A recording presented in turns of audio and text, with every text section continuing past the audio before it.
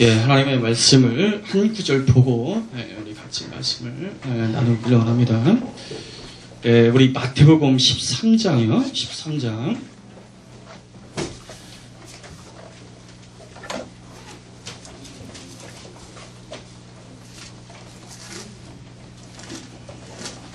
우리 35절 한 절만 우리 하시겠습니다.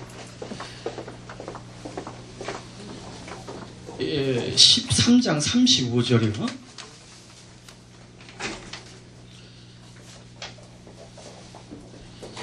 찾으셨으면 같이 합독하기 원합니다. 시작. 이는 선지자로 말씀하신 바 내가 입을 열어 비유로 말하고 창세부터 감추었던 드러내게 함을 이루려 하심이라. 아멘. 이 감추었던 것들은 하나님의 아들이 오셔서 증거한 복음, 그 복음의 이름이 하나님 나라의 복음입니다. 아멘. 이 하나님 나라가 무엇이냐, 그리고 그 하나님 나라가 어떻게 시작돼서 이 창조세계 어떤 과정을 통해서 어떻게 완성이 될 것인지 그 비밀을 증거한 것이 하나님의 아들이 증거한 창세부터 감추어졌던 비밀입니다. 아멘. 실상은 제가 오늘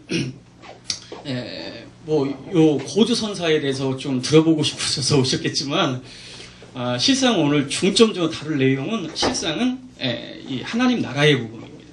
왜 그러냐면은 실상은 노아가 받았던 그 무지개 언약, 그 무지개 언약이 실상은 신학에 와서 그것이 바로 하나님의 아들이 증거한 하나님 나라의 복음이기 때문에요.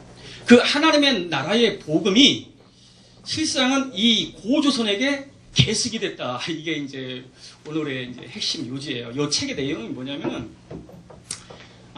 우리 민족이, 우리가 전도하면 그래요. 아니, 기독교 왜 우리 전통 종교를 놔두고, 불교, 유교를 놔두고, 예? 왜 외대 종교, 기독교를 받아들이냐, 믿냐, 이거야. 예? 예. 그렇게 얘기하는 분 내가 몇 분 봤어요. 예. 특히 우리 민족은 그런 어떤 그 생각이 있어요. 보면, 이 기독교를 받아들이면, 이게 조상부터 섬겨왔던 거, 그걸 버리는 거기 때문에, 이거 민족에 대한 배신? 조상에 대한 배신? 그런 생각을 저변에 깔고 있어요. 그래서 특히 연세 있는 분들은 이 복음 받기가 굉장히 어렵습니다. 그런데, 제가 이걸, 우리 역사를 어느 날 깨닫게 되고, 연구하면서 깨달은 것은 뭐냐면, 기독교가 외래 종교가 아니라 도리어 불교가 외래 종교고 유교가 외래 종교고, 불교야 버프왕 때 신라 때 500몇 년도에 들어왔지 않습니까? 유교는 조선시대 때 부른 거고. 그러면 우리 민족이 이 BC 2333년 이 고조선이 이제 건국이 됐는데, 그리고 한나라 한무제에 의해서 108년도에 이제 망했는데, 한 2000년이라는 역사가 있잖아요. 이 고전 역사인데, 그 불교가 다 들어오기 전에 우리 민족이 가지고 있었던 이 본래 신앙이 뭐였었느냐, 신앙이. 중국 고서라든지 그 모든 것을 이제 종합해 봤을 때 결론은 뭐냐면, 우리 민족 원래 하나님을 믿는 천손이었다, 천손이었다. 천손민족. 그걸로 끝나지 않고 또 연구를 해보니까, 우리 민족이 바로 누가 시작했냐면 노아가 시작했대. 노아. 이거 무슨 황당한 얘기냐. 당분이 욕단이라고 주장하는 분들은 좀 많이 있어요. 그죠? 예? 당분이 욕단이다. 처음 이제 책으로 나온 그 주장한 분이 알토레이 목사님, 대천덕 신부라고, 혹시 강원도의 예수원 설립자시죠. 예, 그분이 참 훌륭한 분이죠. 이제 그분의 이제 증조 할아버지인가가 이제 그 무디하고 같이 이제 동역했던 유명한 분이십니다. 예? 이분도 학자로서 하버드까지 나와서 굉장히 학자로서 좀 이름이 있는 분이에요. 성령 신학 같은 거 한국에 이제 전달을 하셨는데, 그분이 이제 쓴 책에 이게 연결이 안 돼가지고 제가 자료를 못 보드는 걸 이해를 좀 해주세요. 자료 보고 편할 텐데, 이제 거기서 보면 그분이 하는 얘기가, 이 한민족은 이 백성들은 자기 조상이 누군지를 자기가 모르는 것 같더라, 이거야. 근데 자기가 연구를 해보니까 보니까 그 욕단이 당군일 것이다. 왜 그러냐면 이 욕단이 동방 그 산악지의 지대로 갔다. 스발을 향하여 동방 지역, 동방 그 산악 지역에 이제 거주했다고 했고, 또 계산을 해보니까 정확하지는 않지만 욕단하고 당군하고 동시대 사람이더라 이게. 네? 동시대 사람. 응? 그래서 그분의 결론이 뭐냐면 욕단이 당군일 가능성이 많다라고 이제 했고, 뭐 요즘 뭐 유석근 목사님이라고 또 다른 선민, 뭐 아리랑 민족, 뭐 그런 그 이렇게 강의를 많이 하시는 분이 있어요. 그 책도 많이 나오고 베스트셀러 된. 그분이 이제 그 부분에서 굉장히 그 뭐 이제 나름대로 이렇게 논리성을 가지고 이제 펼치셨는데, 그 정도가 아니라 제가 연구한 바로는 노아가 우리 민족의 건국에 직접적인 관여를 했고, 우리 민족 가운데 그 노아의 언약이 계승되고 있다라는 거예요.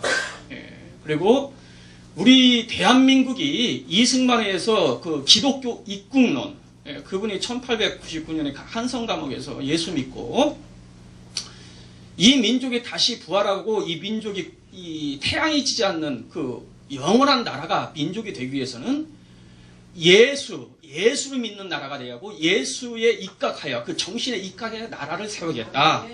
기독교 입국론. 그래서 그분이 결국은 1948년 8월 15일 나라를 건국을 했습니다. 할렐루야. 그래서 초대 대통령이 되셨는데, 그분이 이제 초대 국회 때 다 하시는 얘기지만, 첫 번째 그분의 발언이 그래요. 첫 번째 국회, 1회 국회 때. 이 민족이 이렇게 이 나라가 다시 시작된 것은 이게 사람의 힘만으로는 도저히 될 수 없는 일이다. 이건 하나님의 은혜가 임한 거다, 이게. 하나님이 하신 거다. 그러므로 목사님 올라오세요. 이렇게 그때 이제 윤 누군가 하여튼 그 국회의원도 하시고 이제 목사님이시고 윤 누군 것 같아요. 이렇게. 그래가지고 그분 올라오시라 해가지고 그분이 다 기립한 가운데서 기도로 시작한 나라가 이 대한민국입니다. 할렐루야. 이게 우연이냐? 그분이 이제 처음에 예수 믿고 기도한 게 제목 중에 하나면 나에게 100만의 기독교인을 주세요. 100만. 근데 그분이 1960년대 하예할 때 우리 대한민국이 성도가 110만이었대요. 할렐루야. 기도가 아니 우리나라가 이렇게 조그만 나라고, 그때 뭐 이승만 대통령 예수 믿을 때는요 우리 기독교인이요 몇 명 되지도 않았어요. 그런데 우리나라가 건국이 되고 50년도 안 돼가지고 전 세계를 선교를 주도하는 이 조그만 나라가, 할렐루야, 이게 우연이 아니고 원래 우리 민족은 하나님께서 이미 선택한 민족이다 이래요. 선택. 뭔가 이 마지막 시대에 특별히 사용하시기 위해서 하나님이 이 민족을 향한 계획이 있다는 거예요. 그 계획을 우연히 발견한 거야. 우연히. 노아가 우리 민족을 건국했다. 뭐 이게 황당한 얘기지만 이제 중국 고서라든 여러 가지를 이걸 찾아서 이제 하나하나 이제 짚어보겠는데요. 제가 어느 날 TV에서 그 김정민 교수라고 뭐 저기 그 카자흐스탄 교수하고 뭐 이렇게 이제 뭐 언어를 7개 또 하신다고 하더라고요. 근데 그분이 이렇게 강의하는데 내가 우연히 뭘 들었냐면은 몽골 사람이 우리 민족을 3가지로 부른다는 거야. 첫 번째 차가운. 이건 백이민족. 우리 희웃을 좋아하니까 백이민족을 맞죠. 그다음에 구리훈. 두 번째 구리훈. 고려민족. 우리 고려 후손이 고려민족 맞잖아요. 근데 3번째가 중요해요. 몽골 사람이 우리 민족을 향하여 뭐라고 부르느냐면 솔롱고순이라고 하는데, 솔롱고순. 이거 뭐냐면 무지개 민족. 내가 그 얘기 딱 들으면서 아니 우리가 무지개 하면 뭐 기독교 대본이 노아 떠오르잖아요. 근데 이 몽골 사람이 우리 민족을 무지개 민족으로 부른다는 거야. 우리가 우리를 모르고 있는데 우리에 대해서 무지개 민족으로 부른다는 거야. 이거 참 신기하다. 여러분 고구려 마크가 어떤 마크인지 아세요? 삼조고입니다. 삼조고. 이 까마귀 오자에다가 3발 가진 까마귀, 그래서 삼조오라 하거든요. 보셨는지 모르겠어요. 마크 보면은요. 까마귀 하면 뭐 떠오르세요? 아니, 노아가 처음으로 방주에서 내보낸 새가 까마귀지 않습니까? 까마귀. 까마귀. 그런데 그 많은 새들 중에 왜 해필 이 고구려는 이 고조선을 이은 그 정통을 이은 민족 아닙니까? 나라 아닙니까? 아니 그 나라의 그 마크가 왜 까마귀냐 이게. 여러분 인터넷 네이버 백과사전에 찾아보면 말입니다. 우리 개천절 있죠, 개천절. 10월 3일 개천절인데 개천절은 그 건국기념일이 아니에요. 건국을 기념하는 날이 아닙니다. 말 그대로 개천절, 하늘문이 열렸다는 거거든요. 하늘문이 열려서 신단수 밑에서 우리 민족이 시작한 그 민족의 시작을 기념하는 날이에요. 우리 민족의 시작. 그런데 거기 네이버 백과사전에 찾아보면 그 연도를 몇 년으로 이야기하고 있냐면 우리 민족의 시작을 BC 2457년으로 되어 있어요. 2457년 10월 3일, 음력 10월 3일, 무진년으로 돼요, 무진년. 여러분, BC 2457년이 어떤 해인지 알아요? 성경에서 어떤 해인지 아십니까? 성경에서? 노아 홍수 끝난 날이요. 예, 아이고. 우리 목사님 대단하십니다. 예, 노아 홍수가 2458년에 8년에 있었고 365일이 지난 후 노아가 방주문을 열고 나와서 새 시대를 시작한 해가 우리 민족의 시작하고 동일한 BC 2457년입니다. 2월 17일. 예, 우리 목사님 날짜까지 깨우고 계시네요. 그래도 이렇게 하다 배시는 분 계시니까 편합니다. 이게 편해. 어떻게 그건 우연이라고 보기는 너무나 섬찟한 얘기예요. 실상은요. 그래서 과연 노아와 우리 민족과 어떤 연관성이 있는가?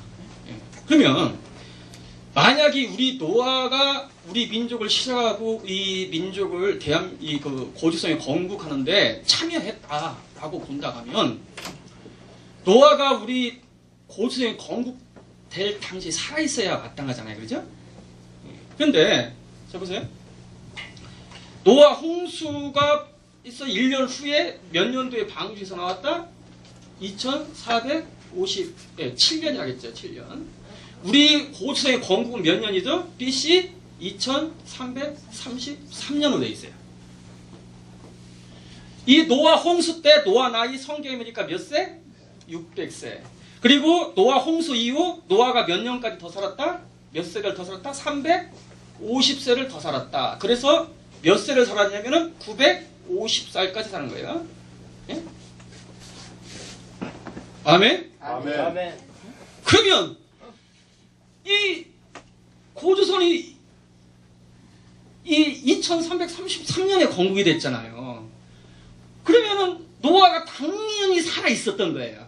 몇 세 때 건국이 됐냐면 노아 나이 725세예요. 계산을 해보면 아멘. 아멘. 여러분 725세 여러분 한번 상식적으로 생각해도요. 노아가 방주에서 나와가지고 350년을 더 살았다 가면 제가 보기에는 최소한 나라 하나는 건국했을 것 같아. 상식적으로. 왜 그러냐면요. 여러분 100년의 지식과 지혜가 축적돼도요. 엄청난 사람이 되는데 자그마치 725세, 700세 이상의 그 지식과 지혜가 경험이 축적이 됐다. 엄청난 파워입니다. 그러면 나라 하나 정도는 건국했지 않겠냐 이게. 그 나라가 이 고조선이었다 이게. 왜 고조선이라느냐? 자 보세요. 이게 좀 토표가 좀 안 떠서 죄송한데 이해를 요 책에 다 나와 있으니까요. 보시면 되고요. 여러분 이 바벨탑 사건이 언제 있었냐면 벨렉 때 있었어요. 벨렉. 이 벨렉이라는 이름 자체가 세상이 나뉘었다는 뜻이 있어요. 벨렉이요. 그래서 벨렉 때 바벨탑 사건이 있었어요. 벨렉 때. 벨렉 때. 그런데 그 벨렉 때, 벨렉 24살 때, 계산을 해보면 벨렉 24살 때 이 동방에 고조선이 건국됐던 2334년이에요. 자, 그러면 어떤 결론이 나오냐면은 벨렉 24살 때 그 바벨탑 사건이 있었던 그 시점에, 그 시점에 동방에서 고조선이 건국됐다는 것은 이 고조선은 바벨탑 사건에 참여하지 않은 구분된 나시린에 의해서 건국됐다는 결론이 나와요. 자, 또 한 가지요. 그러면 그 바벨탑 사건이 있었을 때 살아 있었던 그 믿음의 자손들이 과연 누구냐? 왜냐면 바벨탑 사건에 참여하지 않은 사람에 의해서 고조선이 건국됐다면 그 당시에 살아있는 믿음의 사람이 성경적으로 누구인지를 추적하면 고조선을 건국한 주역들을 찾아낼 수가 있는 거예요. 좀 잘 따라오셔야 돼요. 예. 그러면 그 당시에 추적을 해보면요, 노아, 셈, 아라박사, 셀라, 에베, 욕단 이런 인물들이에요. 이 인물들 다 바벨탑 사건이 있었던 그 당시에 다 살아있었어요. 자, 두 번째 질문 던져볼게요. 만약에 노아라는 사람, 그리고 셈이라는 사람, 그리고 엄청난 인물들이 바벨탑 사건이 있었던 메소포타미아 그 신할 땅에 있었다면 그 바벨탑 사건을 주도했던 인물이 니므롯인데, 니므롯은 그 노아의 증손자입니다. 증손자. 노아는 그 당시에 최소한 내가 계산했을 때 700세는 됐어요. 700세. 이 바벨탑 사건이 있었던 그 당시에 700세, 이 700세를 잡수시고 노아 홍수 사건을 통해서 엄청난 신적 권위가 덧입혀졌던 인물이 바벨탑 사건이 있었던 신할 땅에 있었다면 과연 니므롯이, 새파랗게 젊은 증손자인 니므롯이 그 지역을 선동을 해서 바벨탑 사건을 일으킬 수 있었을까? 질문을 던져보면 거의 불가능하다. 그러면 노아는 거기에 있었다 없었다? 없었던 거예요. 그러면 도대체 어디 있었느냐? 그 동시대에 동방에 고조선이 건국됐다니까요. 그러면 고조선을 건국한 그 주역들은 믿음의 언약자손들이다 라고 결론을 내는 거예요. 아멘? 예. 이게 추론이냐? 중국 고서가 또 증명을 해요. 그냥 이게 그냥 논리로만 얘기를 하면은 하나의 허황된 추론일 수 있어요. 그냥 다만 추론일 수 있어요. 그런데 중국 고서에 그게 기록이 돼요. 그걸 찾은 거예요. 한 예를 들어볼게요.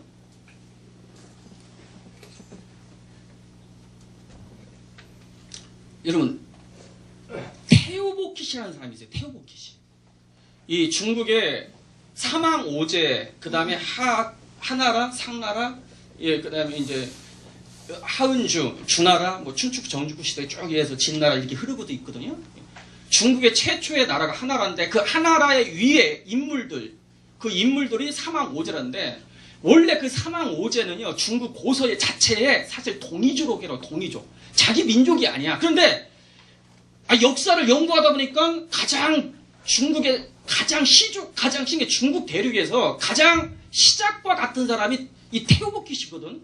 그러니까 자기가 이 세계의 중심이 되려면 그 인물을 자기 역사에 편입을 시켜야 돼요. 동북공정이라는 그걸. 원래 중국 고서 자체에 이 사망 오제, 특히 최초의 인물인 그 테오보키시는 동이족 사람이라고 했어요. 동이족은 우리 민족이거든요. 예? 예. 그런데 그걸 자기의 그 역사로 편입을 시켜버린 거예요. 예. 여러분 고사변 같은 경우 보면 고사변 테오보키시는 동이족 사람이라고 했어요. 예? 이미 기록하고 있어요. 우리 민족. 근데 그 테오보키시가 산해경에 보면 이 홍수가 세상을 다 뒤덮였는데 유일하게 살아남은 부부가 있는데 그것이 테오보키시와 여아라고 했어요. 여아. 그 테오보키시란 말이 나와요 거기서. 그런데 홍수에 인물이라는 거야. 그러면 태어복귀는 누구겠어요? 당연히 노아겠죠. 노아. 노아. 그죠? 여러분 태어복귀 씨가 노아예요. 노아. 그런데 이 태어복귀 씨가 동이족 사람이라니까요. 우리 한민족이라니까요.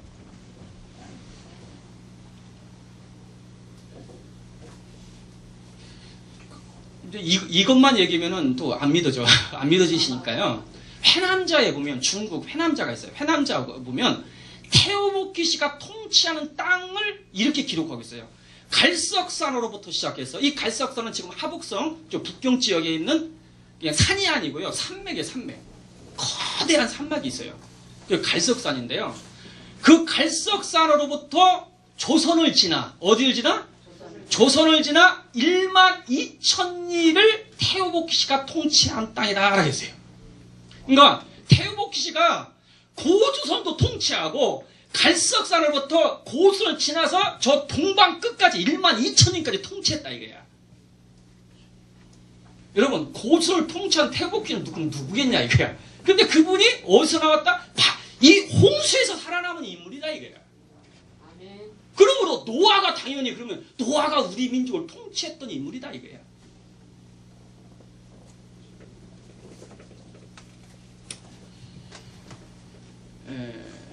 그런데 신기하게도 인터넷을 찾아보면요. 태어복귀 씨와 고조선이 동시대 사람입니다. 같은 시대 사람이라니까요.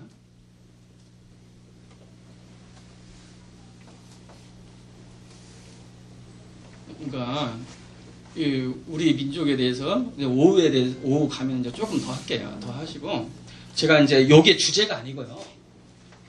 우리 민족에게 이 무지개 언약이 포함되어 있다. 무지개 언약이. 무지개 언약이 계승되어 있다. 그래서 이 민족을 향해서 마지막 시대에 뭔가 하나님의 계획이 있다는 거예요. 그 언약을 드러내기를 원하는 거예요. 제가요. 다른 게 아니고. 쉽게 말해서 복음. 복음을 드러내는 거예요. 그래서 이 무지개 언약을 한마디로 이야기하면 하나님의 아들이 증거한 천국 복음이라는 거예요. 천국. 하나님 나라의 복음. 그래서 이 하나님의 나라의 복음이 무엇이고 이 마지막 시대 한민족을 통해서 마지막 시대에 온 땅에 증거하길 원하는 그 하나님 나라의 복음이 무엇이냐? 이제 이 부분에 대해서 조금 다루길 원합니다. 복음은요, 크게 보면요, 두 가지로 구분할 수 있어요. 구약의 복음이 있고 신약의 복음이 있습니다. 아니, 복음은 다 복음이지 뭘 또 이렇게 나누는가? 나누는가? 성경을 보면 자세히 보면 이게 구분이 돼 있어요. 이걸 구분하는 게 왜 중요하느냐? 이제는 이거 다 들어보면 그걸 알아요. 얼마나 중요한지를 알아요. 우리의 사명이 무엇인지를 찾기 위해서는요, 반드시 이걸 성경적으로 구분할 수 있는 눈이 열려야 돼요. 자, 지금부터 이게 정말 복음이 이렇게 구분이 됐는지, 구약의 복음이 있고 신약의 복음이 있고, 도대체 구약의 복음이 무엇이고 신약의 복음이 무엇인지 이걸 한번 나누겠습니다. 자, 마태복음 13장. 우리 그 계시록 10장 7절, 계시록 10장 7절이요.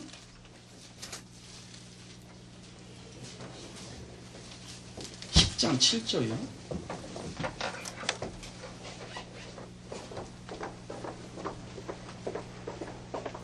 같이 합독하시겠습니다. 시작. 일곱째 천사가 소리내는 날 그 나팔을 불게 될 때에 하나님의 비밀이 그 종 선지자들에게 전하신 복음같이 예. 저는 개역 한글을 쓰기 때문에 조금 이제 개역 개정하고 조금 차이가 있을 수 있어요. 제가 개역 한글을 쓰고 있습니다. 그래서 자, 하나님의 일곱째 천사 나팔 불어줄 때 그 선지자들에게 전해진 복음이 있다는 거야. 복음이 이루어진 것 같이 하나님의 그 비밀이 이루어진다는 말씀이 있어요. 그러니까 선지자들에게 전해진 복음이 이미 이루어졌다는 거야. 아멘. 그래서 선지자들에게 전해진 복음이 있어요. 쉽게 말해서 구약의 복음이 있습니다. 구약의 복음. 예, 구약의 복음, 예, 그리고 이제 신약의 복음이 있다고 했어요. 신약의 복음.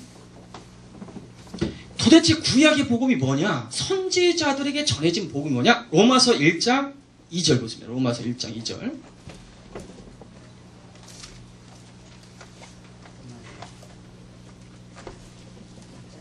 1장 2절이요.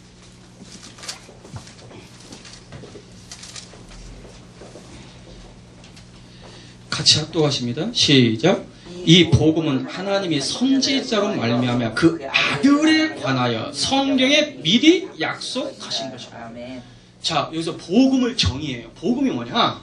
믿습니다. 그게 복음도 아니고 영혼이 잘되고 범죄, 그것도 복음일 수 있어요. 근데 복음의 본질이 아니야. 그 현상이지. 열매일 수도 있고.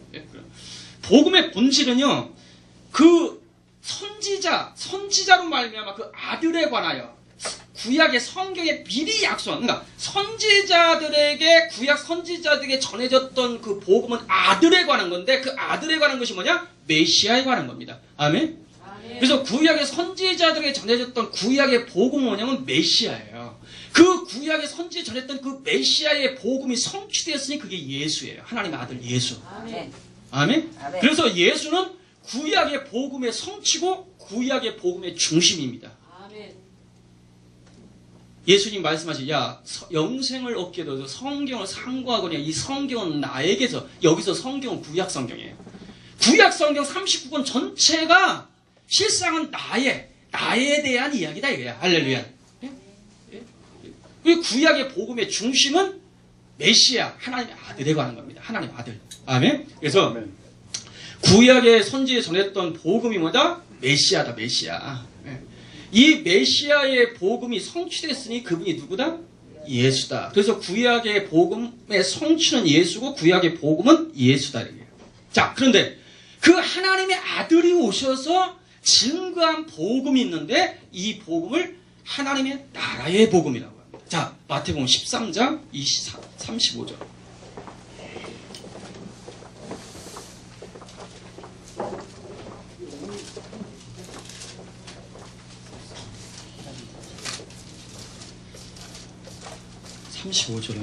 시작. 이는 선지자로 말씀하신 바 내가 입을 열어 비유로 말하고 창세부터 감추인 것들을 드러내려 함을 이루려 하심이라. 자, 마태복음 13장은 지금 하나님의 나라의 복음을 전하고 있는, 일명 천국장이라는 얘기예요. 그러니까 하나님의 나라의 복음의 주제가 뭐냐면 하나님 나라입니다. 복음이 복음인데 뭐가 복음이냐? 하나님 나라가 복음이라는 거예요. 아멘? 그런데 그 하나님 나라가 도대체 무엇인지, 하나님 나라의 복음을 7가지 비유를 통해서 예수님이 마태복음 13장에 지금 설교를 하고 계시는 거예요. 설교하시는데 어떤 말씀이 있냐? 35절에 이 하나님의 나라의 복음, 이 천국의 비밀은 창세부터 감춰졌다가 지금 내가 와서, 하나님의 아들이 와서 지금 드러내고 있다 이거야. 그러면 이거 무슨 말씀이에요? 예수님이 오기 전까지는 하나님의 나라의 복음이 전한 적이 없다 이거야. 그 뜻이에요. 아멘? 아멘. 자, 우리 한번 마태복음 13장 11절 같이 있습니다. 11절. 시작. 대답하여 가라사대 천국의 비밀을 아는 것은 너희에게 허락되었으나 저에게는 아니 되었나니. 이렇게 말씀하시면서 17절 보세요. 시작. 내가 진실로 너희에게 이르노니 많은 선지자와 의인이 너희 보는 것들을 보고자 하여도 보지 못하였고 너희 듣는 것들을 듣고자 하여도 듣지 못하였느니라. 여러분 보세요. 예수님의 제자들에게 지금 천국의 비밀을 말씀해서 천국복음을 말하면서 이 천국복음에 대해서 구약의 많은 의인과 선지자들이 듣고 싶었지만 듣지 못한 복음이다 이거야. 그러면 구약의 선지자에게 전해진 복음이 이미 있다겠어요. 아멘. 있습니다. 아멘. 그러면 그게 메시아예요. 그러면 이 예수님 말씀하신 이 내가 증거하는 이 하나님의 나라의 복음은 창세부터 감춰졌고 또 구약의 선지자와 많은 의인들이 듣고 싶지만 듣지 못했던 복음이라는 거야. 그러면 결국은 무슨 뜻이야? 구약의 선지자에 전했던 그 메시아의 복음과 지금 하나님의 아들이 오셔서 증거하고 있는 그 하나님의 나라의 복음은 완벽하게 구분이 되어 있다는 거예요. 받은 게 아니에요. 구분된 거지. 아멘? 그래서 사도들을 보면 말입니다. 복음의 주제가 두 가지예요. 두 가지. 자, 사도행전 28장 가보세요. 28장. 사도행전 28장.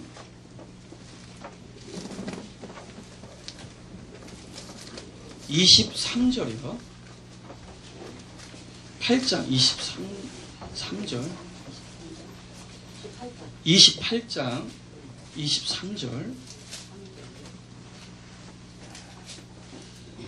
시작. 그들이 날짜를 정하고 그가 유숙하는 집에 많이 오니 바울이 아침부터 저녁까지 강론하여 하나님의 나라를 증언하고 모세의 율법과 선지자를 가지고 이르기를 위하여 권한다. 아멘.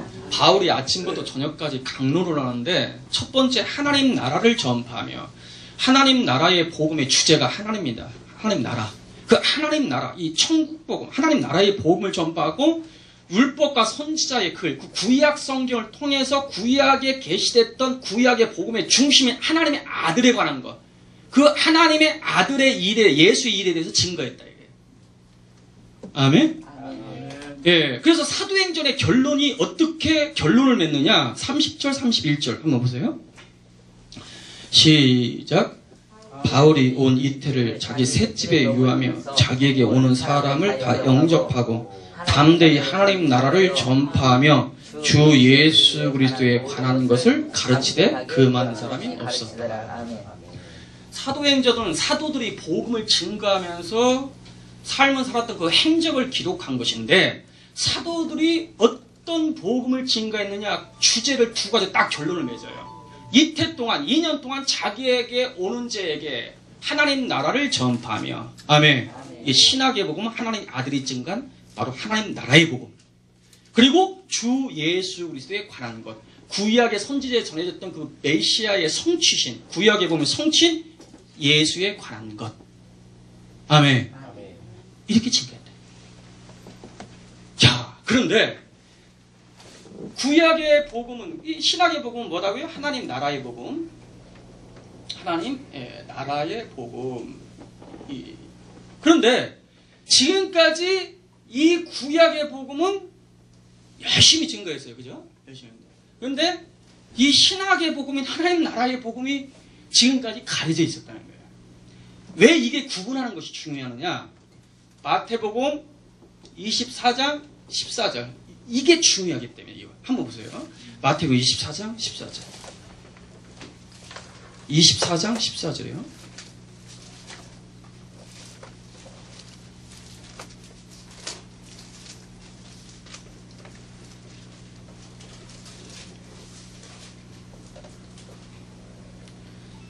시작. 이 모든 민족에게 증언되기 위하여 온 세상에 전파되리니 그제야 끝이 오리라. 아멘. 그럼 이 마태복음 24장 14절에 이 언약은, 이 말씀은 이 교회의 사명이고 성교의 목표 아닙니까? 아멘. 이 복음이 땅끝까지 증거해야 주님이 이 땅에 오시고 이 주님이 이 땅에 오셔야 우리에게 약속했던 영생. 여러분 성경에서 영생은 두 가지예요. 첫 번째 영생이 뭐냐? 영원히 사는 것이 영생이 아니고 첫 번째 성경에서 말하고 있는 영생의 비밀은 뭐냐면 하나님 자신이 영생이에요. 요한복음 5장 20절. 그는 참 하나님이요 영생이라. 하나님이 영생이라는 거예요. 그래서 하나님이 계시면 영생이 있고 하나님이 없으면 영생이 없는 거예요. 하나님을 모실 수, 영생이신 하나님을 모실 수 있는 유일한 길은 예수를 믿는 길밖에 없어요. 도 닦아서 되는 게 아니에요. 그게 주님의 약속이에요. 요한복음 그리고 6장 40절에 두 번째 영생에 대해서 말하고 있어요. 영생이 무엇이냐? 아버지의 뜻, 하나님의 뜻은 이것이니 아들을 보고 믿는 자마다 영생을 얻는 것이니 이는 마지막 날에 다시 살리는 것이라. 아멘. 영생이 뭐냐면 마지막 날에 다시 부활하는 것이 영생이라 이거야. 뭐 예수 믿고 죽어서 저기 영계의 낙원에서 영원히 사는 게 영생이 아니고 성경에서 말하고 있는 그건 영지주의적 구원관이에요. 성경에서 말하고 있는 영생은 첫 번째는 영생이신 하나님을 모시는 거예요. 그리고 영생이신 하나님 안에 들어가는 거예요. 그리고 두 번째로는 뭐냐면 바로 부활이에요. 부활. 이 기독교의 부활이 영생이에요. 아멘? 영생은 기독교만 있어요. 부활은 기독교만 있어요. 그 부활을 증명한 분은 세상에 영생에 대해서 말할 수 있어요. 어떤 지도자든. 그러나 영생을 증명한 분은 예수님밖에 없어요. 아멘. 역사적으로 예수님만이 무덤문을 열고 나오신 역사 가운데 영생이 무엇인지를 보여준 유일한 분이고 그 약속을 반드시 이루겠다는 증명하신 분이 예수님밖에 없어요. 그래서 그분은 무덤이 없잖아요. 할렐루야. 아멘. 그런데 그 영생, 약속된 영생이 주님이 오셔야 우리에게 실제가 되는 거예요. 아멘? 아멘. 실제가. 영생.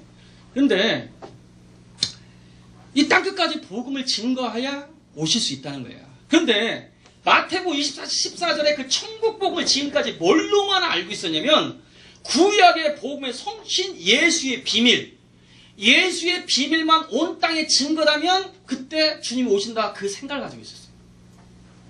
왜?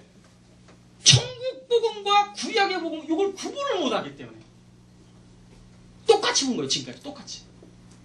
그게 아니고 주님이 오실 수 있는 유일한 길은 신학의 교회, 신학의 참 이스라엘인 교회에게 예수님이 예언한 신학의 예언이요 신학의 복음인 이 천국 복음을 모든 교회가 깨닫고 증거될 때에 그 언약을 이루시기 위해서 예수님 오신다 이거야.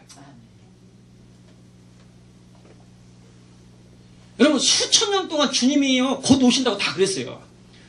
어떤 시대는 이 초대교회 시대는 이 로마가 예수님이 재림할 로마를 뒤집고 천년왕국 시작하고 예수님이 왕노릇하는 천년왕국 시대가 시작될 것이다. 그래서 이 로마는 세상 짐승의 나라고 로마의 그 황제는 적그리스도고 곧 오신다. 그 생각을 가지고 있었어요. 안 오셨어요. 루터 종교개혁 시대는 카톨릭이 짐승의 나라다. 그리고 교황은 적그리스도다. 곧 오신다. 아직도 안 오셨어요. 이제 또 세대주의에서는 이제 나름대로 여러 가지 얘기를 하고 요즘 또 프리메이슨도 나오고 한때는 저기 짐승의 나라. 뭘로 봤냐면 열발가락 시대. 조용규 목사님 그 얘기를 했잖아요. 열발가락 시대. 유럽. 거기에 중심에 비트라는 짐승의 세계 모든 사람을 이제 표를 받게 해가지고 통제하기 위해서 가장 슈퍼컴퓨터가 거기 있고 예전에 내가 설교 들었을 때 이제 그런 얘기를 많이 들었었어. 한때 80년대 안 그랬습니까? 한참 막 그때 그랬었죠. 그래서 거기서 나오는 이후에 이 대표가 되는 거지 적그리스도가 될 가능성이 많다. 근데 이제 아니잖아요. 지나가 보니까 그것도 좀 아닌 것 같아, 그죠? 요즘 또 프리메이슨 나오다 뭐하고 하면서 바코드 나오고 짐승 이렇게 얘기하기도 하는데 제 삼성전 얘기도 하는데 그래서 주님이 곧 오실 때 이렇게 예언도 하고 곧 몇 년도에 온다고 몇 번이나 내가 인터넷 들은 거 있어요. 아니더라고. 그래서 주님이 오시는 게 아니고요.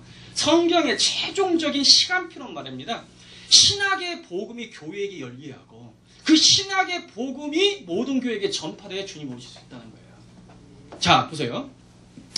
세례 요한이 마지막 선지자로서 그 구약의 복음, 선지에 졌던 그 복음, 그 메시아가 오시는 길을 예비하는 그 분으로 이제 성경에 소개되어 있어요. 예?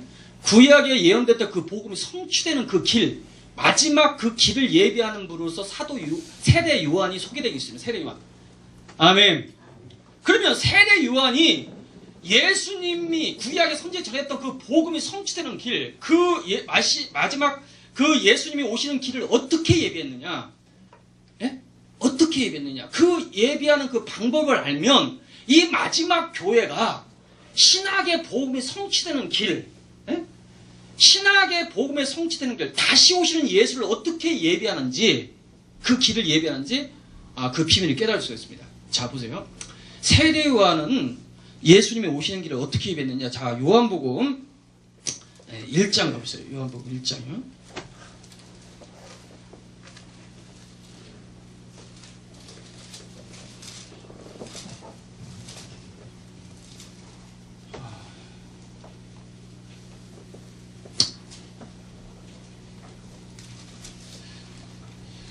열장에 보니까 세례 요한은요, 예수님에 대해서 구약의 선지자인, 구약의 선지자에게 전했던 그 메시아가 오시는 길을 어떻게 예배했느냐?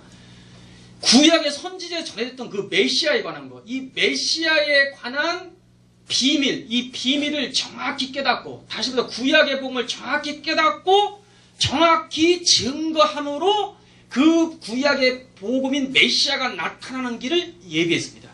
이게 핵심이에요.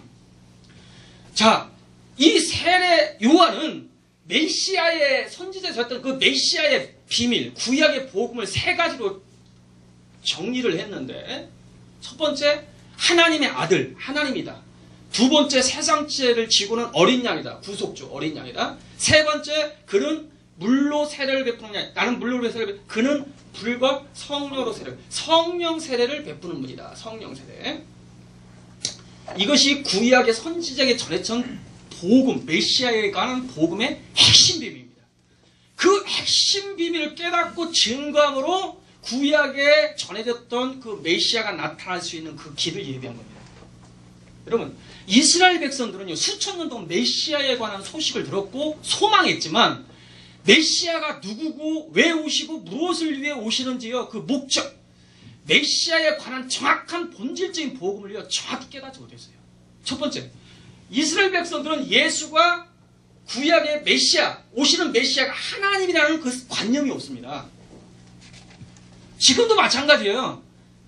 그 위대한 어떤 선지자가 와가지고 자기 백성들을 뭐 이렇게 해방시켜가지고 뭐 민족적인 구원 뭐 그런 관념을 가지고 있지, 하나님이 사람이 되어서 오신다는 그 개념이 없습니다. 수천 년 동안 메시아에 관한 소식은 듣긴 들었는데 복음의 본질을 못 깨닫고 있다는 거예요.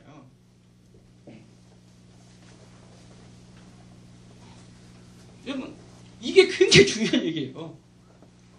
우리 한번 요한복음 1장 보겠습니다. 요한복음 1장 30절 같이 읽으세요. 30절 시작. 내가 전에 말하기를 내 뒤에 오는 사람이 있는데 나보다 앞선 것은 그가 나보다 먼저 계십니다. 여러분, 세례 요한은 예수님의 사촌지간인데요, 예수님보다 6개월 세례 요한이 먼저 태어난 형이에요, 형. 그런데 어느 날 세례 요한이 예수님의 본질, 예수님의 근본을 깨달아 버린 거야. 그분의 근본이 태초에 있다. 태초에 하나님이 계시나, 이 말씀이 하나님과 함께 계셨어요. 아멘. 태초에 있었던 분으로 깨달아 버린 거야. 그렇기 때문에 그분은 나보다 먼저 있었느니라. 그래서 한번 34절 이렇게 그분을 향하여 고백합니다. 시작. 내가 보고 그가 하나님의 아들이심을 증거하여. 이 메시지는요, 엄청난 메시지입니다. 구약의 선지자들에게 예언됐던 그 메시아가 예수고 그 예수는 하나님이다. 아멘? 제가요, 이 비밀을 깨닫고요, 92년도에 내가 이 비밀을 깨닫어요. 예수가 하나님이라는 사실에 대해서 이걸 깨닫는 순간 하나님과 나의 모든 어떤 죄의 문제, 관계 회복, 구원의 문제 완전히 해결됐습니다. 이 메시아가 하나님이라는 것, 예수가 메시아고 이 메시아는 예수가 하나님이라는 사실, 십자가에 달리신 분이 하나님이라는 사실을 깨닫는 순간 하나님과 나의 사이에 모든 담이 다 흐려져 버렸어요. 88년부터 신학을 했어요. 죽음 앞에서 제가 이 고등학교 다니면서 병이 걸렸어요. 폐결핵이 너무 심해가지고 호흡곤란 오고 막 기억력이 얼마나 상실됐는지 내 이름을 내가 기억을 못해. 친구들 이름을 말할 것도 없고, 내가 그때만 그래도 전체회장 했으면 전체회장이 반 학생들 이름을 몰라. 기억이 딱 떠오르질 않는 거예요. 와, 황당하다. 기억력이 완전히 그냥 망가져버렸어요. 입에서 갑혈이 나오고, 갑자기 호흡이 숨이 안 쉬어지니까 막 그 경기를 일으키면서 막 떼굴떼굴 불고. 그러니까 죽음 앞에 딱 와 보니까 두 가지 생각이. 참 인생은 참 허무한 거구나. 너무 허무한 거예요. 먼지와 같은 거예요. 정말. 그러니까 내가 죽으면 어느 누구도 일대만 지나도 나를 기억해 줄 사람 없습니다. 내가 이 땅에 존재한 거를 기억해 주는 사람이 없다니까요. 그렇게 허무한 존재가 나더라고. 그 허무함이 밀려오는데 숨 넘어가기 전에 내가 죽겠더라고요. 그 허무감이 너무 이 눌림이 너무 커가지고 너무 커요. 야, 두 번째로는 죽음 너머에 대한 그 공포감. 이야, 이루 말할 수 없어요. 지옥과 천국이 있다는데 갈 수 있을까 하니까 자신이 없어요. 자신이 없어. 물론 내가 어렸을 때부터 우리 주일학교 선생님이 하나님이 가장 기뻐하시는 것이 전도라는 거예요. 한 영혼을 천하보다 귀하게 여긴다는 그 말이, 그 말씀이 꽂혀버렸어, 나에게. 이거 한 영이 얼마나 귀하면 이 우주보다 한 영이 더 귀해? 야, 이게 보통 가치 있는 게 아니구나. 하나님을 가장 기쁘시게 하는 거구나, 이게. 그래서, 내가 커서 목사가 되겠다. 내가 어렸을 때부터. 그 생각을 가지고 있었죠. 근데, 죽음 앞에 오니까, 그러니까, 영원한 것은 하나님이 나를 기억해 주는 거. 그거밖에 영원한 게 없더라고요. 내 부모도 죽음 앞에서 나를 위해서 어떤 걸 해줄 수가 없고, 한계가 있는 거예요. 영원히 나를 붙들어 줄 수도 있는 것도 아니고. 그러니까, 내가 하나님을 위해서 산 것, 하나님이 기억해 주는 것만이 영원한 거야. 할렐루야. 그것만 참이야. 다른 건 허상이야. 보니까 허상. 아무 가치가 없어. 그래서 이 길을 가야지. 그래가지고 하나님 살려주세요. 해서 이제 신앙을 한 거 아닙니까? 88년도에 신앙했는데 그런 죽음의 사선에서 신앙했기 때문에 추구하는데 생명 걸은 거예요. 아무것도 안 보여 다른 게. 왜? 하나님만이 유일한 가치가 하나님께 있으니까 그것만 보이는 거죠. 그래서 하루에 내가 10시간씩 5년 동안 기도했다니까요. 그런 걸 안 기도하고 눈 뜨고 있으면 성경 보고 아멘. 전도하고 하나님 대대로 싶어서 내가 5년 동안 호주머니에 돈 가지고 있는 적이 없었어요. 있으면 헌금하거나 주거나 책 사거나. 교회에서 봉사하는데 내가 사례비 준다고 안 받는다. 장학금 준다고 안 받는다고. 어느 날 명절이 돼가지고 목사님이 그래도 내려가도 고기 한 근이라 사가지고 내려가야 되지 않냐. 그 봉투에다 주더라고요. 그것도 못 받겠는 거예요. 내가 감히. 내가 하나님의 그 사랑인데 이걸 받는다는 게 내가 용납이 안 되는 거예요. 용납이 안 돼. 그것도 거절했다니까.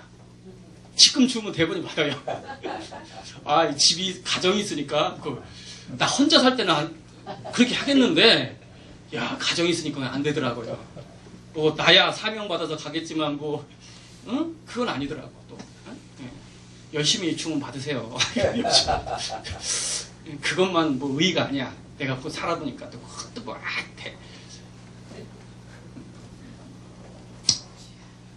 그런데 그렇게 열심을 했어요. 열심히 하는 뜻대로 살려고 열심히 하는데 100% 안 사라지는 거예요. 하나님 뜻대로 100% 살고 싶은데 100% 안 사라지는 거예요. 내가 얼마나 큰 죄가 있었던 게 아니라 그렇게 말씀을 많이 읽고 하다 보니까 더 민감해져 내 아내가. 그러니까 조그만 죄도 용납을 못하는 거예요. 이 마음에서 조금이라도 뭔가 떠오르는 거예요. 완전한 삶을 살아야겠어 내가. 그런데 수준이 그냥 너무 성경에 보세요. 왼수가 속을 거두쳐. 누가 꾸꾸절한 거절하지 마. 여러분 누가 송사해가지고 그러니까 시끄러 고소해가지고 재산 뺏으려고 하면 같이 맞짱 뜨지 마. 다 줘버리라는 거야. 아니 그러면 여러분들 그렇게 안 하면은 지옥 간다는 거야. 응? 여러분 지금 재산 있으면 다 지옥 갈 사람이에요. 내가 보기에는 성경대로 하면 마태복음 5장부터 읽어보세요. 나 그냥 그대로 하려고 그랬어요. 정말.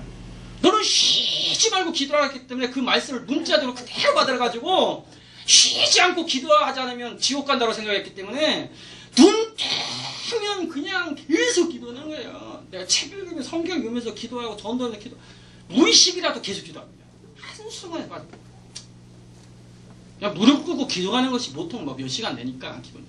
어떻게 집중했는데 새벽에 기도하다 보면 방학 때 되는 눈 떠보면 새벽 낮 2시라. 얼마나 집중했는지. 눈 뜨니까 내가 금식하고 싶어서 금식하는 게 아니라 눈 떠보니까 그냥 아침도 지나가고 점심도 지나가고 그렇게 열심을 태로 살았는데 안 되더라고요. 안 됐을 때 오는 이 마음의 그 고통이라는 것은 이루 말할 수 없어요. 오라 공고한 자라 이 사망의 벗어 누가 나를 건져내라. 마음은 하나님의 법을 내 육신은 죄의 법을 이 마음의 법이 육신의 법이 마음의 법을 이기는도다.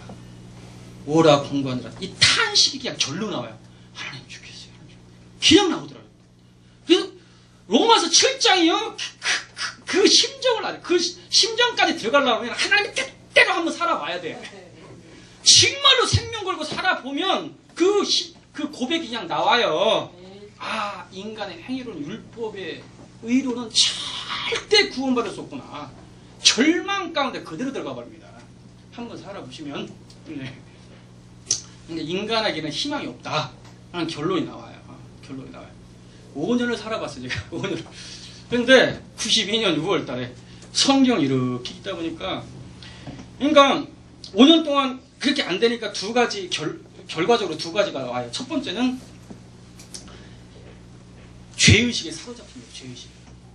그래서 9월에 확신을 완전히 다 잃어버려요. 하나님이 나를 버렸나? 내가 이 정도 했으면 뭔가 뒤집어지고 자빠지든지, 뭐 꿈속에서 뭔가 보여주든지 뭐였는데, 이게 아닌 거야.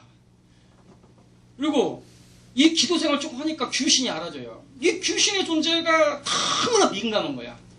응? 너무나 민감. 근데 아무리 해도 이 귀신을 완전히 끊어낼 수가 없는 거야. 이 귀신을 완벽하게 처리를 못하고 있는 거야. 뭐 아무리 부흥회 가고 신학서 뭐 책 찾고 목사님이 하라는데도 뭐 피 발라오고 성령이 하나님 말씀을 가져보라 해가지고 기도회는 이루 나갈 수 없다고 다 해봐서 다 뭐 피 발라보라 뭐에다 다 해가지고 열심히 다 해봤는데 완벽하게 안 되더라 이거야. 안 되더라.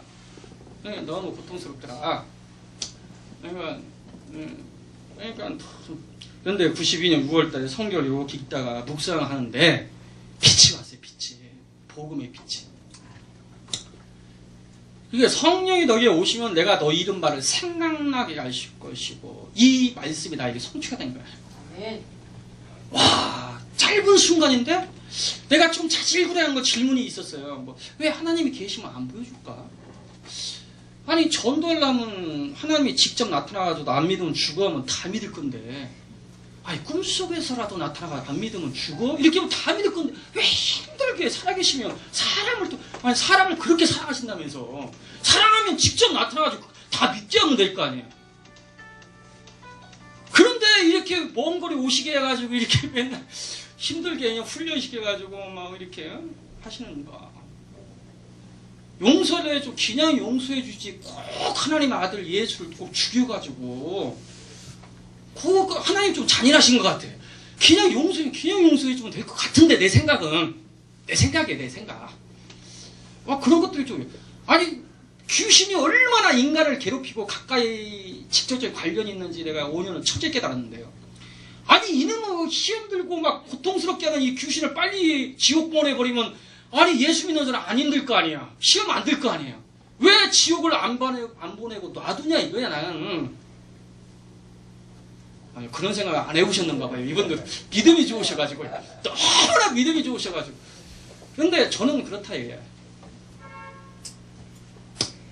하나님도 하나님, 예수님도 하나님, 성령도 하나님이라는데 이분이 또 하나님이 한 분이라는 거야. 이게 나는 아무리 공부를 못한다 해도 그 삼위 하나 이게 이해가 안 가는 거야. 1 더하기 1 더하기 1이 어떻게 하나냐고. 3이지. 내가 교수님 조직신학 교수님의 강의를 이렇게 들어봐도 본인도 조금 삭갈리시는 것 같아요. 감이 하시면서. 신약 서적을 아무리 읽어봐도 이게 뭐 이거 어려운 말만 막 그냥 써놓고 이게 뭐 페리코레시스 뭐 이상한 뭐 헬라 뭐 집어들면서 그냥 힘들게 하고 뭐 본질 뭐 그런 얘기 힘들어 죽겠더라. 더 복잡하더라. 그런데 안 믿으면 이단이라는 거야. 그러니까 이걸 안 믿을 수 없지. 그런데 이게 이해는 안 가니까 화답은 안 되지. 너무 힘들어지네. 이런 것들. 그런데 92년 6월 달에 성경을 이렇게 있다가 묵상하다가 이제 빛이 임했어요. 네, 빛이 임했어요.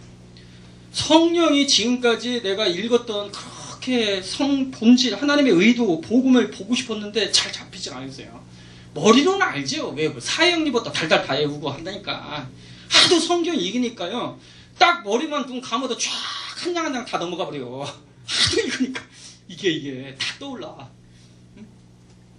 근데 아무리 그렇게 해도 본질이 안 잡히는 거예요. 내 영이 화답을 못하는 거예요. 그런데 어느 순간에 성경이 쫙 빛이 임하면서 왜 하나님이 볼 수 없는가? 성경에 쫙 열어주는데 성경이 이미 다 기록하고 있어요. 아멘? 그리고 예수님이 하나님 되심. 야, 나 그 신앙하면 몰라 알죠? 아는데 성경 창세부터 계시까지 예수가 하나님이라는 것을 열어주는데 입이 쫙 벌어지더라고요. 근데 더 놀라운 것은 십자가에 달리신 그 예수가 하나님이라는 것을 계시했을 때 거기서 충격을 받아버렸어요. 사도행전 20장 28절 하나님이 자기의 피로 교회를 샀다는 말씀을 레마로 딱 던져주는데 내가 뒤로 넘어지는 줄 알았어요. 하나님이 자기의 피라는 말씀이 레마로 그 말씀이 심령에서 부릉 떠오르더니 내 심령을 쳐버린 거야. 하나님이 자기의 피. 십자가에 달리신 분이 하나님이구나. 하나님이 나의 죄를 위해서 하나님이 죽었구나. 그러면서 들리는 음성이 창조주인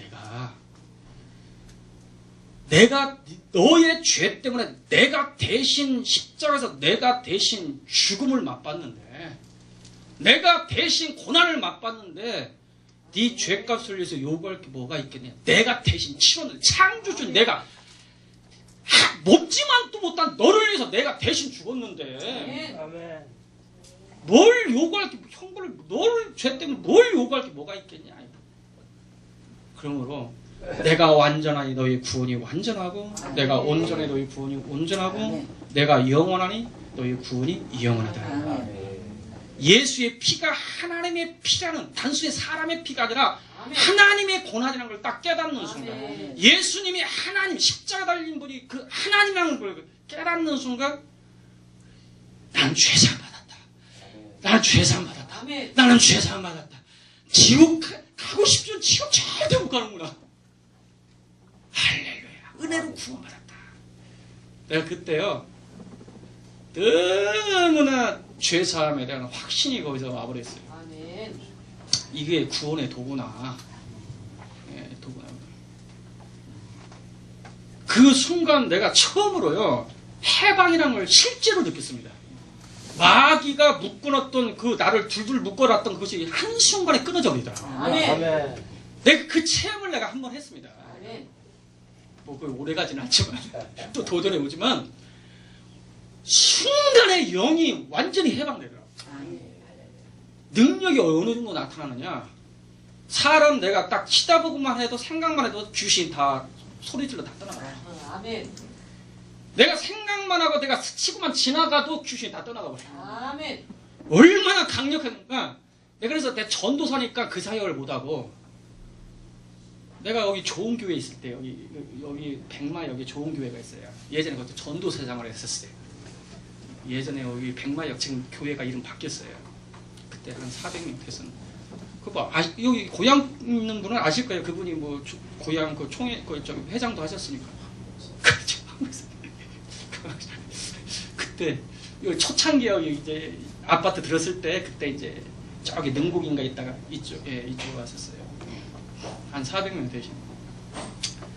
그때 이제 수련회 한다고 해가지고 학생들 그때 우리 그 부목사님이 저기 지금 이제 교화에서 지금 목사님 하시더라고요. 어느 날 보니까 20년 만에 만나서 우연히요. 그 교화에 근데 그분이 그때 여기 부목사님이셨는데 저는 전도사하고 야 운전하고 뭐 새벽부터 이랬는데 수련회를 저기 강화동고 어디 갔어요. 학생들 뭐 많이들 선생님들 나보고 이제 가니까 수련하니까 한 타임 주더라고. 한 타임. 거기서 그냥 그 집회를 했는데 그 축사 집회를 해버린 거야. 표 볼 것 없지 뭐. 목사님한테 혼났네. 돼지 혼났어. 돼지 혼났어. 그 이후로 거의 사용한 적이 없어요. 개인이. 그러니까 그 사라지더라고요. 그게 많이. 그러니까 은사도 이게 지속적으로 사용할 때 이게 좀 뭔가 더 부어지는 게 있는 모양이야. 근데 그런 현상이 7년 이상을 지속되더라고요. 7년 이상. 그런데 그게 요지가 아니고 예수가 하나님이라는 거. 할렐루야. 아멘. 이게 얼마나 중요한지 몰라요. 그래서 예수님의 제자들이 3년 반을 엄청난 기적을 체험하면서 예수님을 따라다녔지만 예수님이 창조주 하나님이라는 것을 근본적으로 정확히 깨달았던 시점은 예수님이 부활한 모습을 보고 그때서 깨닫습니다. 그때서. 그래서 요한복음 20장 28절에 보니까 도마가 27절 28 부활하신 모습을 보고 나의 주시요 나의 하나님이십니다. 네가 나를 보고 믿느냐? 보지 못하고 믿는 자는 복되도다. 네가 부활하신 모습, 부활한 나를 보고 이제서야 나를 하나님으로 믿느냐 이거야. 보지 않고 믿는 자가 복 있다 이거야. 할렐루야. 여러분 성령을 언제 받습니까? 여러분 성령을 언제 받습니까? 여러분 제가 확실히 말할 수 있는 것은 성령은요 십자가에 달리신 예수, 그 예수의 본질, 예수, 나사렛 예수가 하나님이라는 사실을 깨닫는 순간 성령을 받습니다. 아멘. 요한 1서 4장 15절에 누구든지 예수를 하나님의 아들로 시인하는 자 하나님이 그 안에 거하실 것이고. 아멘. 여러분 성령을 통해서 하나님이 우리 안에 거하십니다. 믿으시면 하면 아멘. 또 그가 하나님 안에 거하리라. 누구든지 조건이 없습니다. 예수를 십자가에 달리신 예수를 하나님으로 정말로 깨닫는 자 하나님의 영이 그 안에 내주어. 아멘. 자 그러면 질문을 던져볼게요. 예수님의 제자들이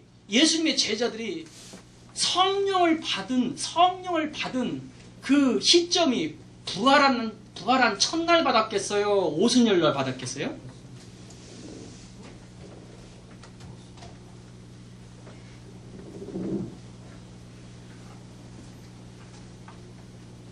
대부분이 오순절날 성령 임했다고 생각하잖아요. 오순절날 성령을 받았다고 생각하잖아요. 그런데 제가 뭐라고 말씀드렸어요? 성령은 누구든지 예수를 하나님으로 깨달으면 성령을 받는다고 했잖아요. 그러면 제자들은 예수님을 하나님으로 언제 깨달았다고요? 부활한 첫날 깨달았어요. 그러면 부활한 첫날 성령을 받아야 정상인데 오순절날 성령을 받았다고 생각하잖아요, 다들. 여러분 성령은 오순절날 임한 게 아니고 부활한 첫날 임했습니다. 도대체 이게 뭔 얘기냐? 자 지금부터 잘 들어보셔야 돼요. 잘 들어보세요.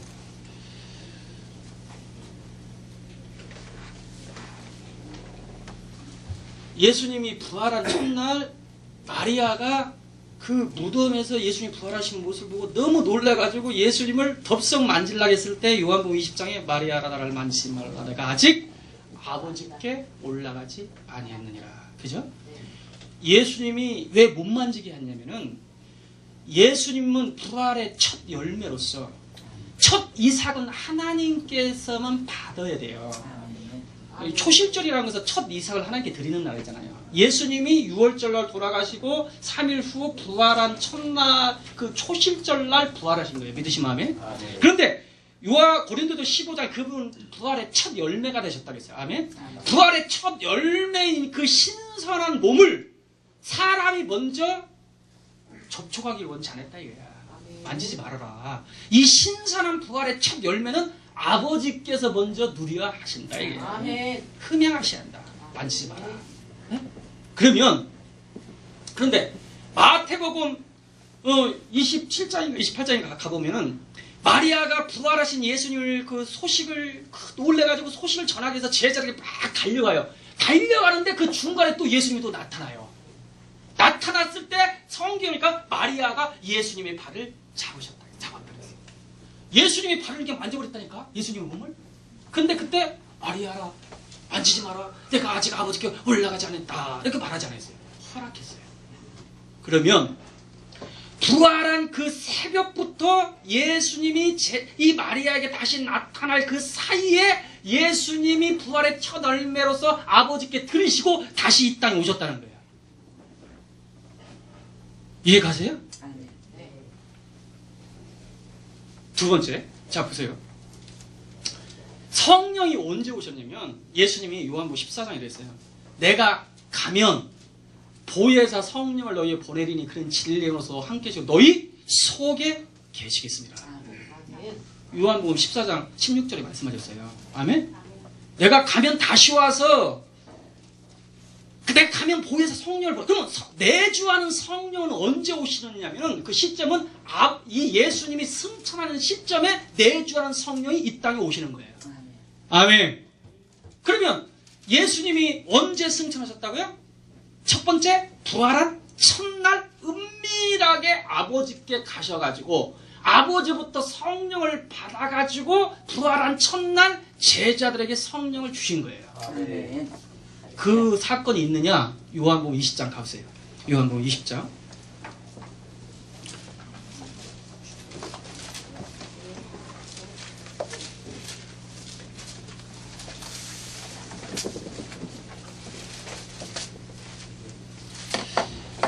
자, 20장 다 펴셨으면 19절 보세요. 19절. 시작. 이날 곧 안식구 첫날. 자, 안식구 첫날은 부활한 날을 가리킵니다. 아멘.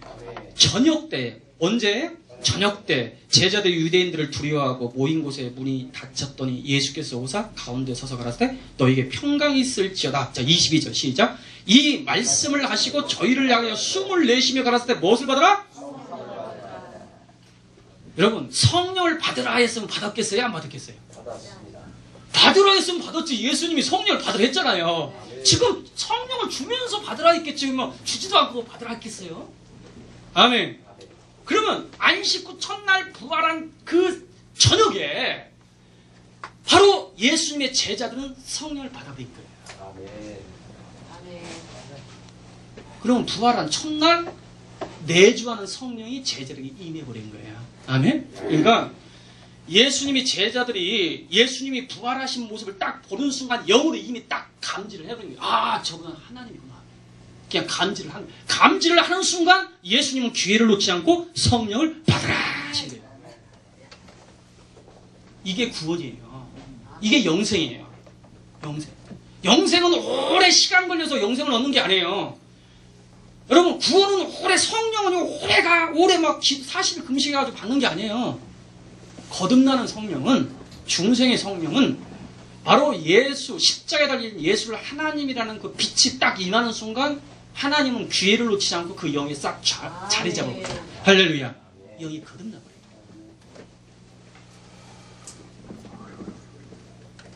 그래서 자 보세요. 요한복음 1장에 하나님의 자녀로 태어나는 거, 거듭났다는 것은 출생, 하나님 자녀로 출생하는 거예요. 아멘. 하나님의 자녀로 출생을 어떻게 하느냐? 요한복음 1장에 기록되어 있어요. 1장에. 한번 요한복음 1장 가보세요.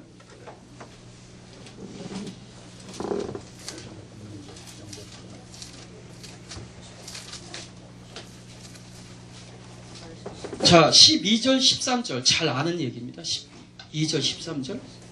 요한복음 1장 12절, 13절. 시작.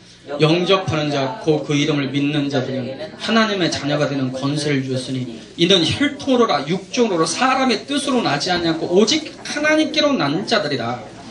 자, 하나님께 난 자, 하나님으로부터 출생하고 하나님의 자녀가 되는 그 방법이 나오는 자, 영접하는 자, 곧 그 이름을 믿는 자가 있어요. 자, 영접하는 거 믿는 거는 하나입니다. 아멘. 그런데 예수를 누구로 믿고 누구로 영접할 것인가, 그것이 핵심이에요. 핵심. 그 예수를 누구로 영접할 것인가, 그 내용, 그 비밀이 요한복음 1장 1절에서 11절까지의 내용이에요. 자, 한번 보세요. 1장 10절 보세요. 10절 시작. 그가 세상에 계셨으며 세상은 그로 말미암아 지은 바 되었으되 세상이 그를 알지 못하였고 자기 땅에 오매 자기 백성이 영접하지 아니했으나. 자, 보세요. 태초에 있는 그 말씀, 만물이 그로 말미암아 지은 바 되었고 하나도 그가 없이 된 것이 없느니라. 태초에 말씀이 계셨는데 이 말씀이 하나님과 계셨으니 이 말씀은 곧 하나님이다. 아멘. 그 하나님이신 창조주가 자기 백성들 가운데 왔는데 자기 백성들이 이 예수를 창조주로 태초에 있는 하나님으로 깨닫지 못하고 또 영접지 않고 오히려 배척했더라 이거야. 그러나 창조주 예수를 창조주 하나님으로 알고 태초에 있는 하나님으로 알고 깨닫고 믿는 자, 영접하는 자 하나님의 자녀가 된다 이거야. 아멘. 여러분, 구원의 길이요 다른 게 아니에요. 십자가에 달리신 예수가 창조주 하나님이라는 그 진리가 구원을 얻는 키고 아멘. 문이고, 그 진리가 하나님을 모실 수 있는 유일한 열쇠예요. 열쇠. 아멘. 이것이 구약의 복음의 핵심이에요. 첫 번째 핵심. 그런데 이스라엘 백성도 그걸 깨닫지 못한 거예요. 메시아가 하나님이라는 걸 깨닫지 못해요. 근데 세례 요한이 그걸 정확히 깨닫고 아멘. 그는 나보다 먼저 있었다. 하나님의 아들이라고 증거해버린 거예요. 할렐루야. 이야, 놀랍죠. 한번 로마서 9장 5절 한 구절 더 찾아봅니다. 이 확신을 가져야 돼요. 로마서 9장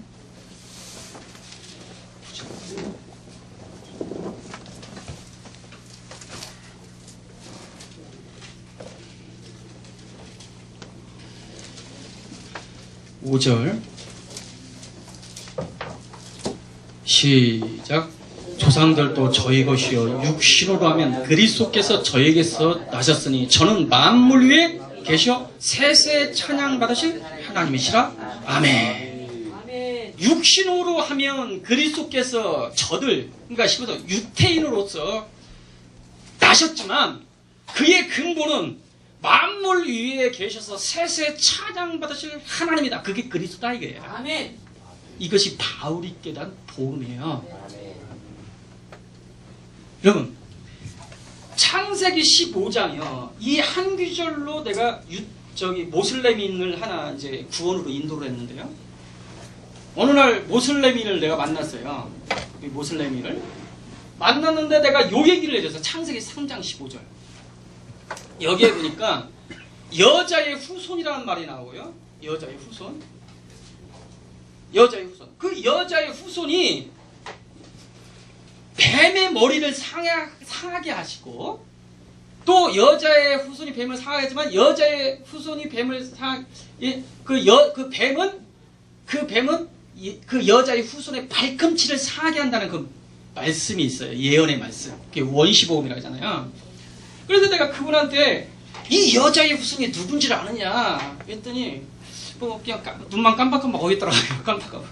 그래서 야, 성경에는 다 아담의 후손이라고 했지 여자의 하와의 후손이라 한 적이 없다. 응? 그래서 모든 사람은 아담의 후손, 남자의 후손이다.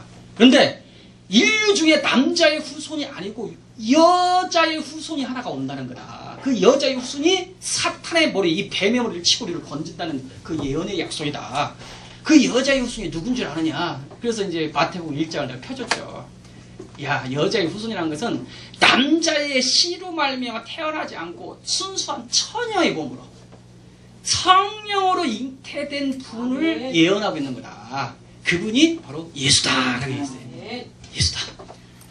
그랬더니 눈이 그냥 이분이 띄어지더라고. 띄어져. 그러면서 그런데 그 뱀이 여자의 후손을 발꿈치를 상하게 한다는 그 말씀이 무슨 뜻이냐. 그래서 요한복음 13장 2절을 내가 열어줬어요. 요한복음 13장 2절.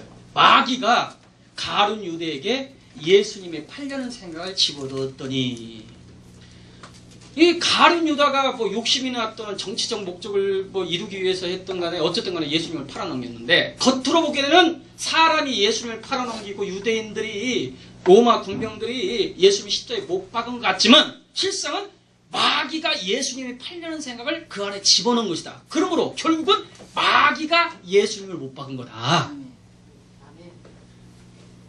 아멘.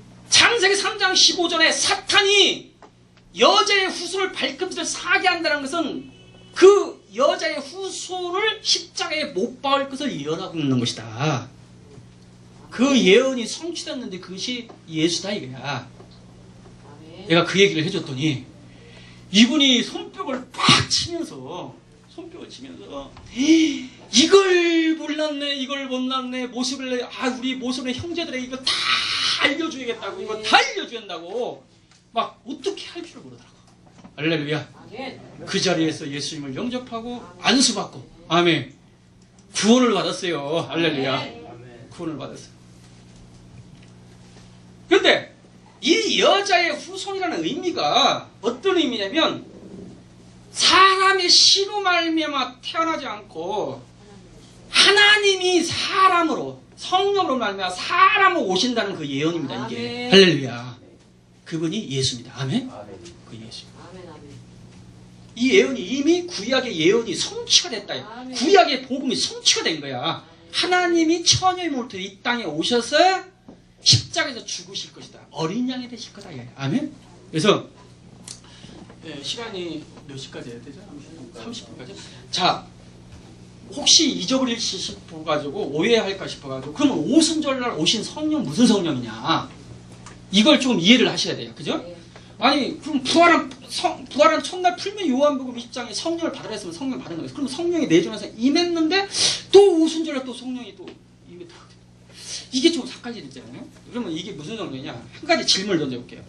예수님이 침례받고 요단강에 올라오실 때 하늘에서 비둘같이 예수님께 임하셨다겠는데 그러면 요단강에서 침례받고 올라오실 때 성령이 예수님께 임했는데 그러면 그 전에는 예수님 안에 성령이 안 계셨느냐? 안 계셨을까요? 당연히 계셨겠죠. 안 계시면 삼일체가 이게 완전히 다 무너지는 거예요. 예수님이 이미 성령으로 잉태하시고 아멘? 아버지와 아들은 만세전부터 함께 계시고 할렐루야. 계셨죠 당연히. 그러면 침례받고 올라오실 때 임한 성령 도대체 무슨 성령이냐? 그것은 내주하는 성령이 아니고 사역을 위해서 위에서 입히는 성령입니다. 그래서 성경을 자세히 보면 위에서 입히는 성령이 있고 내주하는 성령이 있고 여러분 구약의 다윗 같은 경우는 침상을 띄우면서 눈물을 회개하면서 침상을 띄우실 때 회개하면서 하는 얘기가 여호와의 신을 나에게서 거두지 마옵소서. 그러면 구약 사람도 성령을 받았나?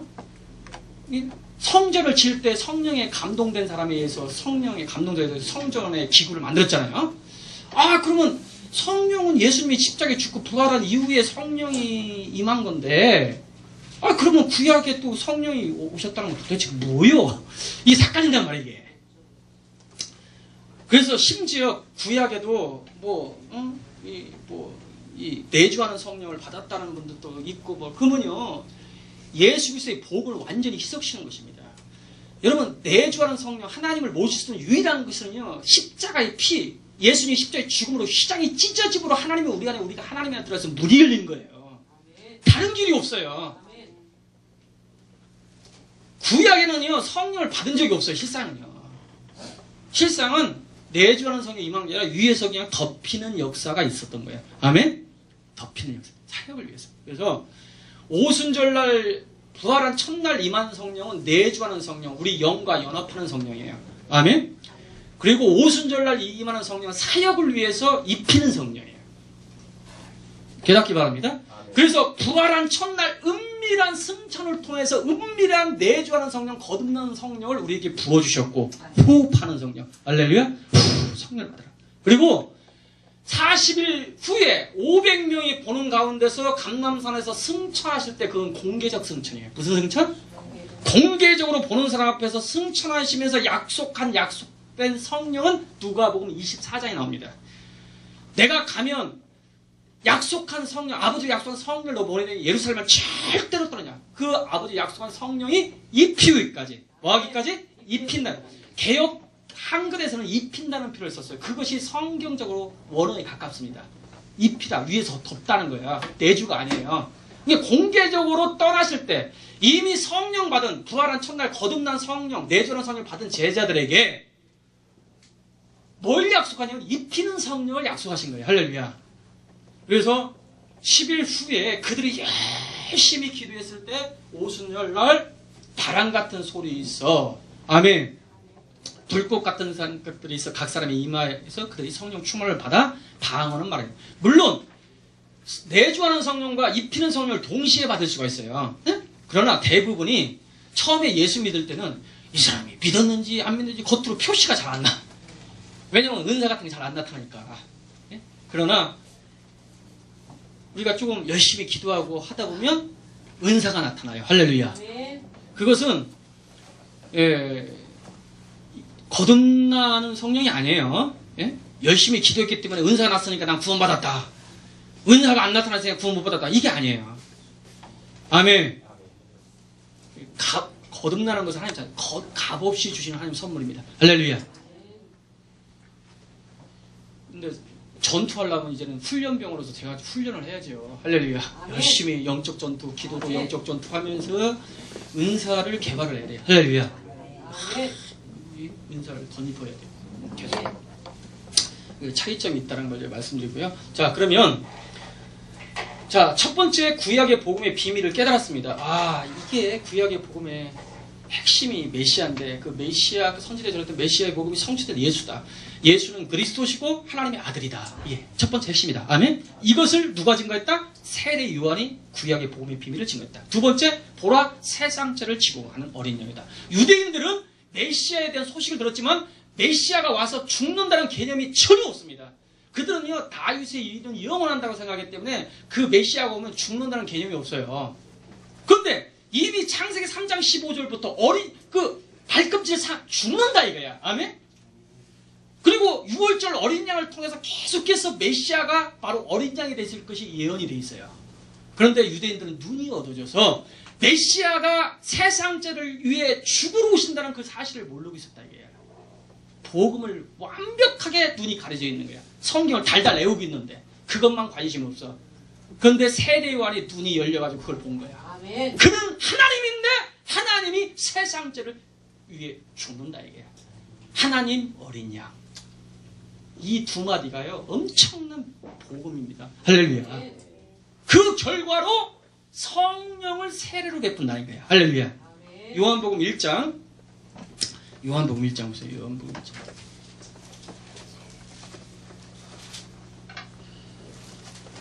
(33절이에요) 33절. 시작. 나도 그를 알지 못하였으나 나를 보내어 물로 세례를 주라 하신 그이가 나에게 말씀하시되 성령이 내려서 누구 위에든지 머무는 것을 보거든 그가 곧 성령으로 세례를 주는 이인 줄 알라. 하나님의 아버지가 직접 하신 말씀입니다. 하나님의 아버지께서 그 예수를 누구로 알기를 원하시냐면 성령으로 세례를 베푸는 분, 그 목적을 가지고 오셨다는 걸로 이 구약의 메시아를 그렇게 깨달아라 이거예요. 할렐루야. 그래서 예수님이 부활해가지고 첫 사역이 뭐냐면 성령을 받으라는 거예요. 아멘? 아버지의 목적을 이루어낸 거예요. 할렐루야. 예수님 오신 목적. 지금도 성령을 하나님 우편에서 계속해서 붓고 계십니다. 성령은 예수님이 허락 없이는 성령이 임하지 않습니다. 할렐루야. 예수님이 허락하셔야 돼요.